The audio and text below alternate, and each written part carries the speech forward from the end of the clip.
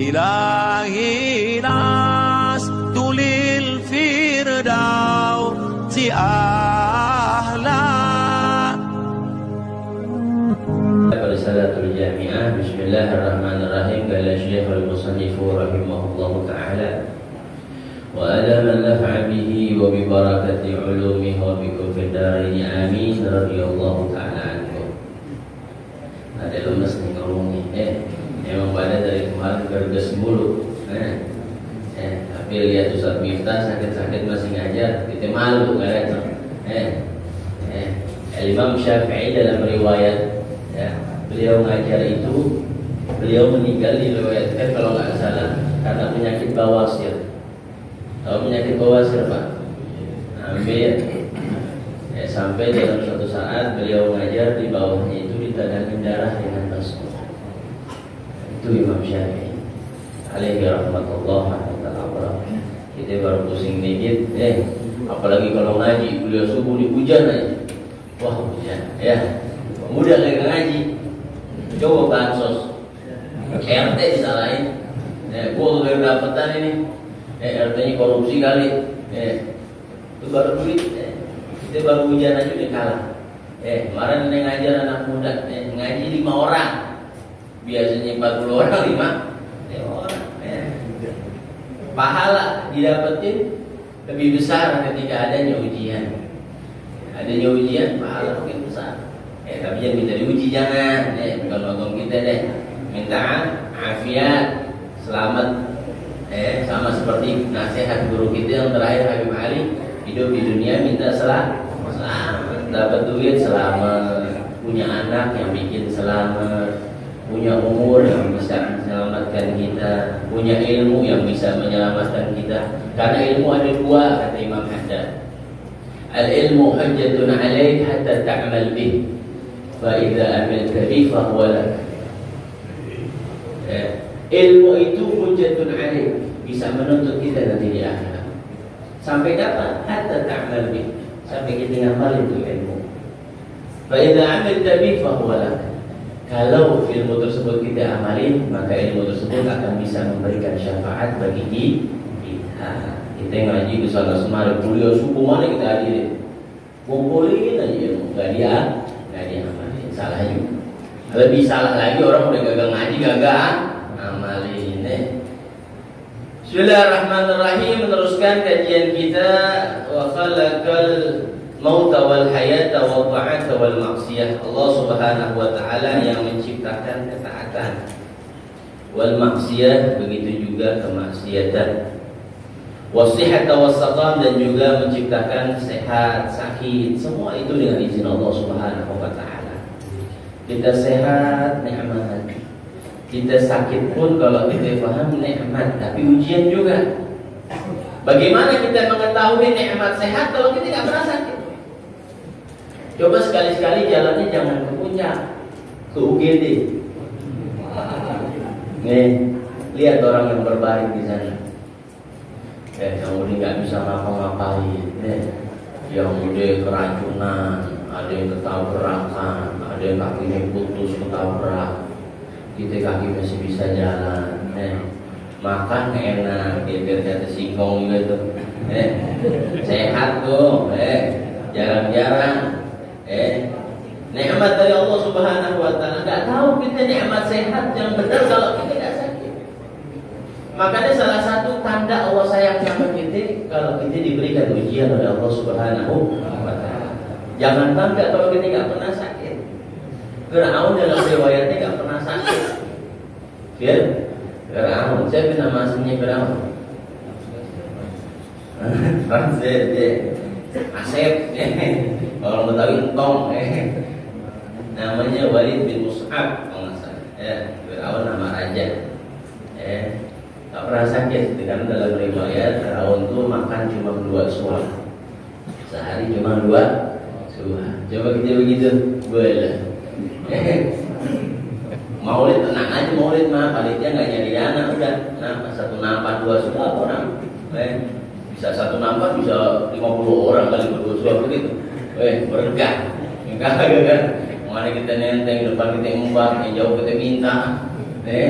Jadi mantap banget sudah badan sehat, afiat. Jadi Allah yang menentukan kesehatan dan juga begitu pula sakit. Dalam kitab Ihya kalau nggak salah dijelaskan, Anda pernah dengar dari guru Anda Habib Salim bin Abdullah bin Umar Syadri, beliau menjelaskan ada dialog tentang Nabi Musa kepada Allah Subhanahu wa taala. Nabi Musa bertanya, "Ya Allah, siapa yang memberikan penyembuhan?" Ana. Kalau nggak salah di juz 4 ya, 285. Anda buka PDF-nya. Nggak tahu kitabnya karena belum punya.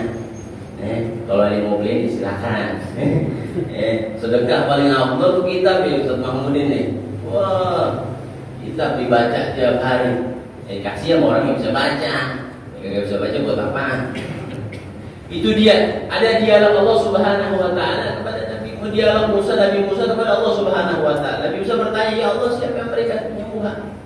Kata Allah, "Ana." Lalu siapa yang memberikan penyakit? Ana, kata Allah. Lalu apa faedahnya dokter? Buat apa? Gak ada faedahnya. Kata Allah, untuk memberikan rezeki kepada mereka dan menenangkan hati manusia. Itu faedah dokter. Berapa banyak orang ke dokter gak sembuh? Banyak kan? Karena yang menyembuhkan Allah Subhanahu wa taala. Mereka hanya wasilah saja, Pak. Kita minum Panadol, penyakit pusing, ada yang sembuh, ada yang enggak. Ya, karena semua itu dengan izin Allah. Sehat dan sakitnya. Sehat ini salah satu nikmat yang sangat kita sering lupain. Sebagaimana Nabi Shallallahu Alaihi Wasallam bersabda, "Ni'matani maghbunun fihima kathirun minan nasi as-sihha wal faragh." Ada kedua nikmatan yang sering kita lalai, ya, yang melupa akan kenikmatan tersebut. Banyak manusia melupakan nikmat tersebut. Pertama, sehat, nikmat sehat. Ya, nikmat sehat. Kita boro-boro istighfar di bulan Rajab. Rabbi firli warhamni wa tub alayya 70 kali. Minta ampun, masih diberikan nikmat sehat. Nanti kalau sudah sakit baru ingat. Udah sakit baru mau sedekah. Udah sakit baru mau ngaji. Coba gua sehat, gua bakal ngaji. Mana aja. Udah berbaring di kasur, cewokin, pakai pampers, baru pengen sampai, baru pengen ngaji, baru pengen ke masjid, baru kemana? Nikmat sehat yang sering banyak orang melupakan. Nah, ini kita syukurin. Kita masih bisa jalan, masih bisa makan, masih bisa sedekah, masih bisa ngaji, masih bisa silaturahmi. Pernah gak dalam satu hari kita bilang alhamdulillah, ya Allah, dari hati bacanya. Alhamdulillah masih diberikan nikmat panjang umur. Kita merenung, ya Allah, mungkin besok kali ya. Gak pernah kita begitu. Sekali-kali begitu merenung. Nikmat sehat. Yang kedua, nikmat faragh. Masa kosong, masa luang. Tadi kita lalai, tertipu kadang-kadang sama masa muda. Ini kebagusan banyak juga yang mati muda-muda. Masih muda, masih 30 meninggal. Kemarin sampai 9 kalau nggak salah. Umurnya berapa? Di bawah ada belum zuat. Meninggal dunia. Anak muda tertipu dengan umurnya. Terakhir tobatnya, tak boleh tua. Selama meninggal. Kalau begitu mau ngomong apa? Laula akhbani ila ajalin qarib sudah minta balik lagi, udah sedekah, minta amal soleh jadi orang baik. Udah nggak bisa udah. Darul jaza laisa darul amal. Tempat pembalasan bukan tempat amal lagi. Nangis gimana pun keluar darah dalam kubur, agak berguna lagi itu tangisan kita. Di tangisan kita di alam dunia bisa memadamkan murkanya Allah Subhanahu wa taala. Kalau nggak salah dalam kitab Mukasyfatul Qulub dikatakan la yadkhulul jannah man baqa min khasyatillah. La yadkhulun nar, la yadkhulul jannah. Belum lapar nih, goyang dikit. La yadkhulul jannah. Beda artinya Bang, yadkhulul jannah enggak maksud la yadkhulun nar man baqa min khasyatillah. Enggak bakal masuk surga, enggak bakal masuk neraka orang yang nangis karena takutnya kepada Allah Subhanahu wa Pernah kita nangis, Pak nangis kok diomelin bini nangis tutupin pintu, kunci kamar, nangis nangis karena takut sama Allah Subhanahu wa Ta'ala. Gak pernah kita nangis nih, paling buat depan orang nangis nih, sendirian maksiat. Wasihat wasaqam, dan Allah memberikan kesehatan dan sakit.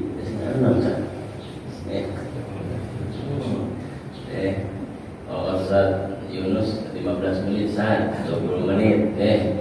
Memang kalau mikir kadang-kadang suka ada penyakitnya kelupaan. Jamaah pada melototin salah HP gue ternyata jam. Jangan kelamaan, jangan kelamaan, sekedar aja yang penting ilmu sedikit kita manfaatin. Syukur bawa ke rumah. Qalilun min ibadiyah syakur, sangat sedikit sekali orang yang pandai bersyukur. Bersyukur nikmat sehat, sakit, bahkan sakit itu nikmat. Kita nggak tahu nikmat sehat kalau nggak sakit. Hakikatun ni'mah la tash'uru ila ba'da faqdiha. Kata ulama, hakikatun ni'mah, hakikat kenikmatan la tash'uru, kita nggak bisa rasakan, nggak bisa benar-benar kita resepin illa ba'da faqdiha, kecuali Allah telah ambil itu kenikmatan. Kita nikmat, kita masa muda kita merasa gak kita syukurin? Enggak. Ketika sudah tua baru gak berasa. Iya dulu nikmat mata kita gak bisa merasakan hakikat kenikmatan kalau Allah sudah cabut itu mata. Kita punya istri, kita punya anak, kita punya empok, kita punya saudara, gak kita rasakan kenikmatan untuk kita punya saudara kalau sudah diambil sama Allah baru tahu. Kita punya orang tua, kita sepelein, kita sembarangin, kita gak peduliin, pasti cabut sama Allah baru sadar, baru pengen berbuat baik, baru pengen berbakti sama orang tua. Kalau sudah dicabut baru berasa hilang itu kenikmatan. Begitu juga kita punya guru di masjid, di musola, masih hidup kita gak hargain, kita gak peduliin, kita gak toleh. Bila meninggal aja para ulama bingung ngaji sama mana. Ulama banyak pada gagal ngaji. Lebaran juga pada gagal datang.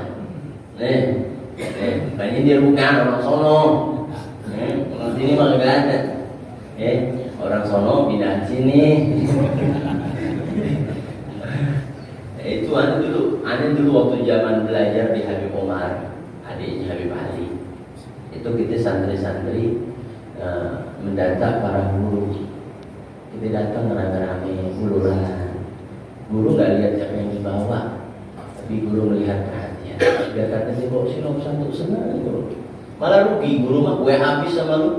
Datang 30 kok sih patut, benar nggak? Tapi nggak begitu. Tapi ada silah, ada ta'alluq. Ente dan guru ente, ada rabithah. Jadi bukan hanya ente ngaji, tapi ente dan rabithah ada di hati guru. Guru ada di hati ente. Itu ada namanya rabithah. Bahkan dalam kitab Fawaidul Mukhtarar 70% 70% orang mendapatkan ilmu yang berkah karena biwasitatir rabithah, dengan sebab ta'alluq yang kuat kepada gurunya. Ilmu bisa dituntut tapi keberkahan susah dicari. Berapa banyak orang pintar tapi kurang berkah karena sebab kurang berbaktinya sama guru, kurang baktinya sama orang tua. Sampai situ aja deh. Dan sehat dan sakit. Mudah-mudahan sedikit ini bermanfaat. Di 20 menit tuh mulai jam 5:20. Mudah-mudahan bermanfaat bagi anda sendiri dan antum sekalian. Wallahul muwaffiq ila aqwamit thoriq wal 'afwu minkum. Assalamualaikum warahmatullahi wabarakatuh.